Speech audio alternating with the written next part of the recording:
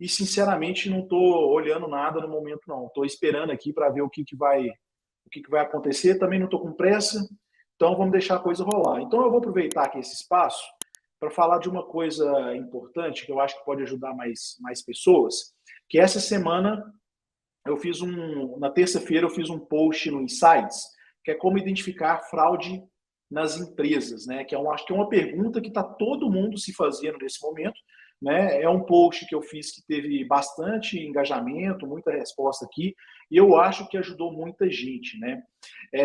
E eu vou aproveitar até para responder algumas perguntas que as pessoas fizeram, mas basicamente, pessoal, a gente pode se proteger de uma fraude, né, com diversificação, né, que a gente já falou, e fraude é fraude, né? Se fosse fácil de identificar, não seria fraude. Então não é para qualquer um. Mas uma coisa que eu já observei ao longo do tempo, desses casos todos que a gente tem aí, né, que todos esses casos têm em comum, é que a empresa fraudulenta, ela sempre vem numa pegada de vários resultados com fluxo de caixa livre negativo, né? Porque a empresa, ela pode quebrar, por incrível que pareça, ela pode quebrar dando lucro, né? Isso já aconteceu, por exemplo, com a Gafisa, né? Porque muitas vezes você olha lá o lucro, e o lucro ele pode ser por competência, né, e não ser por caixa. E aí, quando você olha o fluxo de caixa livre da empresa, é realmente o que entrou para a empresa de grana, né? Então, se a gente pega todos esses casos, os históricos que a gente tem, né, se você olhar o fluxo de caixa livre dessas empresas, essas empresas elas vêm numa pegada negativa durante muito tempo, tá? E dentro do AGF+, a gente tem, lá no perfil de empresa, na lupinha, lá em cima, você tem, quando você pesquisa a empresa, você tem dois parâmetros bem interessantes, que é o fluxo de caixa por ação e o fluxo de caixa yield. Então, a gente não coloca essas coisas lá, pessoal, por acaso, né? Se isso está lá, tem algum motivo. E é justamente para a gente ver o quê? Se a empresa está com aquela informação negativada no momento. É claro, aquilo ali é um acumulado de 12 meses, né, que vai te dar a direção se a empresa está queimando caixa ou não, né? E aí, isso é até um indício para saber se os dividendos que a empresa está pagando são saudáveis ou não. E muitas vezes a empresa está pagando dividendo e está sem fluxo de caixa, né? Pega até empréstimo para pagar dividendo. Isso já aconteceu várias vezes. Só que a grande dúvida, depois que as pessoas leram o insight, é falar assim, pô, mas eu dei uma olhada aqui na S, a S está negativa, está com fluxo de caixa negativo. Ô, pessoal, isso vai acontecer, igual eu falei, você tem que analisar caso a caso. Você não pode pegar simplesmente um dado e concluir que a empresa está mal por causa de um dado. Então, vamos pegar o caso da Americana. Se você olhar o meu post lá, eu peguei a informação dos balanços dela desde 2012. Né? Foram 10 anos, né, de informação ali de fluxo de caixa, aonde ela tem todos os anos o EBITDA positivo. Todos. Né? E praticamente todos os anos com fluxo de caixa negativo. Né? Então, você, com base nisso, tem um histórico, né? Aí, a partir desse histórico, você pode tomar a decisão de entrar numa empresa dessa ou não. Né? A minha sugestão é ficar longe desse tipo de empresa. Eu acho que a gente tem coisa muito mais simples, né, para você tentar cair nesse tipo de armadilha. Então, quando a gente pega casos como a S, talvez Vibra, entre outras, que possam estar com fluxo de caixa negativo, a S especificamente é uma empresa que está queimando caixa, por quê? Porque ela está investindo, gente.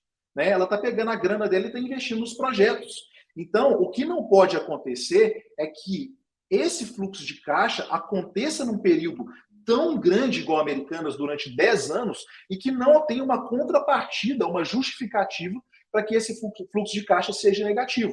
Então, se a gente pegar a AES, está com fluxo de caixa negativo ali, por quê? Porque está fazendo investimento. Mas se a AES, por exemplo, ficar 10 anos com fluxo de caixa negativo, 3 anos, 4 anos, é algo que tem que ligar um sinal de alerta em você aí como investidor. Né? Então, o fluxo de caixa, ele não mente. O EBITDA, ele mente, o lucro, ele mente, mas o fluxo de caixa das empresas, todas que eu vi que passaram por algum tipo de problema, todas têm o fluxo de caixa como ponto em comum. Então, se atenta ao fluxo de caixa, que eu acho que é um bom parâmetro para você não só tomar uma decisão nas empresas que você quer se tornar sócio, mas até na questão dos dividendos, se eles estão sendo saudáveis ou não para você, tá?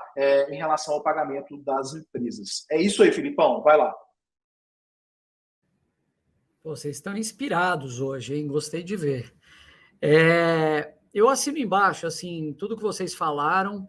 E uma coisa que a gente sempre gosta de falar, pessoal, a métrica do dividendo, quando você investe em empresas que historicamente são boas pagadoras de dividendo, isso naturalmente já acaba sendo um filtro de qualidade. A gente fala isso muitas vezes. Por quê? Porque a empresa que não gera caixa, a empresa que não tem consistência, a empresa que não tem uma perenidade nos seus negócios e uma previsibilidade na geração de caixa, ela não distribui dividendo. Então, se a empresa tem condições de ano após ano manter uma regularidade de pagamento, isso acaba já sendo um filtro para você olhar essas empresas com mais carinho. Você olha empresas mais cíclicas, que muitas vezes distribuem uma paulada de dividendos, você pega uma Petrobras, uma Braskem, algumas outras empresas, que em alguns momentos, uma CSN, já distribuíram dividendos gigantescos, a Gerdau também fez isso recentemente, mas passa por períodos em que ela está na fase mais desfavorável do ciclo, e ali ela não consegue distribuir. Isso não quer dizer que seja uma empresa ruim. Isso daí diz muito mais sobre a característica desse negócio, que é um negócio cíclico. Agora, outras empresas de outros setores, muitas vezes elas até teriam condições de distribuir se fossem mais bem geridas, mas não distribuem. Outros setores, como por exemplo o varejista, quando distribui, acaba sendo uma migalha.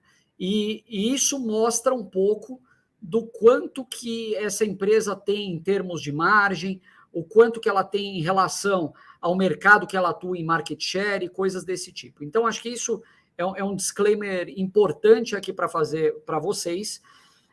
Tenho visto muita gente desesperada falando assim, poxa, mas esse caso da Americanas, ele mostra que as auditorias são ruins, que não são competentes, que deve ter muito mais balanço fraudado no Brasil. Sinceramente, pessoal, eu não acreditaria nisso. Eu acho que existem coisas que, vamos dizer, poderiam ser eventuais maquiagens, como isso que o Gia está falando, de um EBITDA. Então, a empresa acaba tomando algumas decisões de ativar algum item, né, transformar em ativo alguma despesa. Enfim, tem muitas formas, eventualmente, de você dar uma floreada e fazer o teu EBITDA parecer um pouco mais robusto. Agora, eu não acredito que no longo prazo isso seja algo sustentável e boa parte das empresas que a gente acompanha, que vocês ouvem a gente falar aqui, a gente já tem uma análise em termos de governança, elas já passaram em vários filtros que a gente considera extremamente críticos para a gente considerar investir nessa empresa. Então, assim, a Americanas foi um caso isolado. Eu acho que podem existir outras Americanas, mas eu acho que é muito mais uma exceção do que a regra. Eu ainda confio que boas empresas do nosso mercado, elas são bem geridas e têm uma governança superior.